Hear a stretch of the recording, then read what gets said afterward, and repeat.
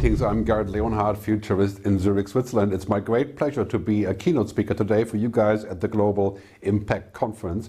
I'm going to speak about the future, technology and humanity, my special topic, and how we can live in a world where everything is smart and connected and we're still the same humans. Let's dive right in. I mean, we're clearly living in a world where normal is no longer really an option. We're going to go back, even the COVID rebound, to traveling and to restaurants and hotels and all of that, but our mindset has changed in terms of what we believe and what we want, and now there is not just one normal, there's many new normals. New rules are being made, new priorities are being set, people think of the future as different.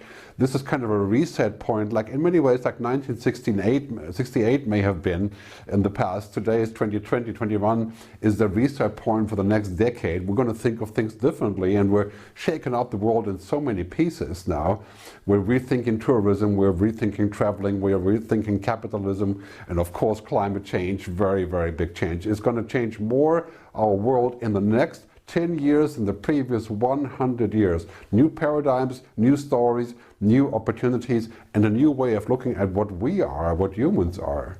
And that can be sometimes a little bit scary when we think about this convergence of humans and machines, of AI, artificial intelligence, and HI, human intelligence. Now we're thinking of the world also in a different value system. We want to make sure that everybody is doing well, that we have a collective well-being going forward. That is the whole debate about climate change, right? And ultimately about technology. Too much technology will not be a good thing, and too much of a good thing can be a very bad thing. So now we have to think further. People, planet, purpose, the reason why we're doing things, and prosperity, not just profit. In this complete digital world, the next decade, three big things are happening. Of course, big tech. That's clear, like technology is everywhere, fixing everything, addressing everything, doing everything. And technology stocks are exploding around the world and becoming more powerful than anything else, really. And then big green, the biggest change factor in the industrial economy, also in the information economy. It's going to be about making everything sustainable. And sustainable will become, in a way, the new profitable. And green is definitely the new digital. And then the next one is big purpose, right? The idea of saying, well, why are we doing this? And what do we want to have? What kind of future do we want? What kind of future do I want my kids to have and our grandkids? And these are big questions now. They were before, and like I said earlier, like 1968, the reset on this idea of why are we doing this and what is the goal, that is happening everywhere, especially when you're looking at climate change discussions and everything else. And it's pretty safe to say in terms of technology, science fiction is becoming science fact. And we're living in a world where things are becoming real. There were just ideas before. Now, so all of the things that we've looked at, like robotics, now we have the first Amazon robot going on sale with a screen on it, speaking to your children as if they were other grown-ups, and of course machines delivering things. I mean, this is not new. It's happening in Japan and Korea, everywhere around the world, and this is an exponential trend, right? That means we're leaping into the future. We're not going step by step, right? We're not going 1, 2, 3, 4, 5. We're going 1, 2, 4, 8, 16, right? And 2030, 256. That's the exponential scale. Right? Here's my favorite example of the exponential scale. Something that didn't quite work was the robo-dog in New York City Police Department, where it was tried out, and it didn't work at all, right? Because it wasn't a match with people. But the next 10 years will bring all those changes, and we're going to figure out how we're going to move into a future that is humanly positive, right? And Alvin Toffler, one of the famous futurists of the world, in the 70s already wrote a book called Future Shock.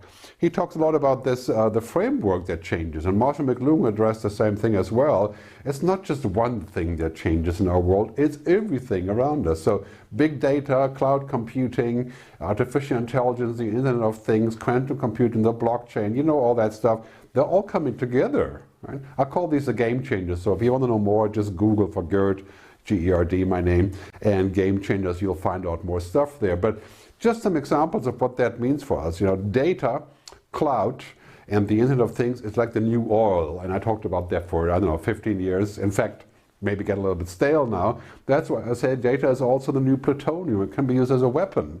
we have to be very careful that technology and data is not used as a weapon against the average citizen, or any citizen for that matter. And artificial intelligence is the new electricity, it's the new power that streams to the network, that makes sense from the data.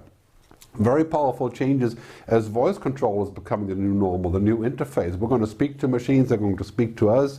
We're not going to do much typing anymore, right? And we can translate languages. Think about what that will do in terms of our communications and everything. And virtual reality, the idea of seeing other things on top of our regular vision, like with regular glasses even, not just the helmet, right? That is the new senses, the new seeing of things. And very scary thought if that's going to be the new normal, right? Would I be bored without it? And this is, of course, the whole metaverse idea. And on top of that, the blockchain, you know, basically being able to transact everything, money, stocks, contracts, without spending much on it and having zero transaction costs. But here is a big deal about all these technologies which could be truly lifesavers and make our lives very, very powerful. Yeah, it's the question of what do we want? What are the ethics, the values? So I've suggested many times, and some countries have taken me up on this, we should have a digital ethics council. A council of the wise people, thinking about what the future holds and what it should hold. And where do you want to go, like Aristotle and Socrates, you know, of today, of the future. And think about that as an option for your country. Because here's the bottom line. Technology can be heaven and give us great things like free music and free phone calls and God knows what, but it can also be hell, right? I call it hell then. Yeah, hell and heaven, right, combined. And this is something that we have to work on. We have to figure out how do we keep it mostly heaven and as little as possible hell. And social media, for example, has become quite a hell. And it needs to be fixed. And we should be aware of this actually before it happens, like face recognition. And many governments are now outlawing face recognition to be used in cities. Or, you know, of course, Facebook has just declared that they will stop using face recognition. Hopefully that is actually going to happen. But, you know, we have to think about this and ask ourselves a simple question. Technology can be a blessing, it can be a curse, but it definitely doesn't have ethics, right? Technology doesn't understand our values, our feelings, our emotions. Algorithms know the value of everything and the price of everything, but the feeling of nothing. And so this is really important when we think about smart cities and smart governments. And, you know, at a certain point, we still have to have the human in the loop because technology doesn't know the values and it doesn't care. It's just all about practical things, this convergence of humans and machines and the possibility of becoming superhuman. Technology can make that happen, right? So as Tim Cook, the CEO of Apple, said, technology can do great things, but it does not want to do great things. It doesn't want anything. So we want good things, and we have to think of what that means. We have to think of laws and social contracts and how we can collaborate to bring that to fruition. And, you know, when we're looking at things that Mark Zuckerberg is suggesting, the metaverse, we're going to live in this virtual building which will be rented out by him, of course. Great example of how we're going to really have to think about what that means in terms of controlling and ethics. You know, it looks amazing and it's great for geeks, obviously. Yeah, but the real question is, how are we going to live in there, and what are the terms going to be? By 2030, everything is going to be smart and connected. Governments, agriculture, food, medicine, everything smart, everything remote. That seems like a gift and very powerful. But at the same time, we should ask a question. How smart should it be? I think everything should be as smart as possible, or necessary for that matter, but not more. And it should give us room for mystery, for serendipity, for discovery, for being human. And that is so true of smart cities. It should be there to serve us, not to dictate us, not to run our lives, because the bottom line is, you know, in this transformation, we're moving into a whole different class of shifts. I call them the mega shifts. And this is chapter 3 in my book, Technology versus Humanity. You can download it for free at megashifts.digital. But basically it's robotization, cognification, things are getting smart, automation, changing our jobs. You should read more about that. I think you'll find it quite entertaining and interesting for our future. But these mega shifts are happening everywhere, and we have to control them, and we have to be able to essentially to use that sort of handshake idea, right? I mean, we're going to be in a world where machines and humans are going to interact more and more and more. And what are the rules, and who's running it, and who can we trust? Right? But here's the bottom line: you know, technology drives our societies, our progress, our revenues, our business models, but ethics define it. Right? And ethics is really all about knowing what is the difference between what we have the right or the power to do and what is the right thing to do.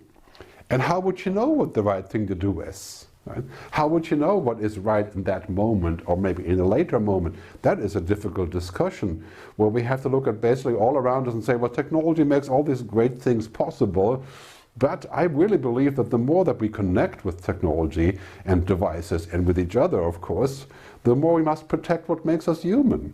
So our civil rights, our digital rights, our privacy, right?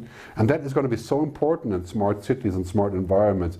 We need the benefit of it, but we don't want all the side effects to overpower the benefits like we've seen in social media. So here's a recipe for the future. We're going to use lots of technology and smart technology and analytics and robotic process automation, all that stuff.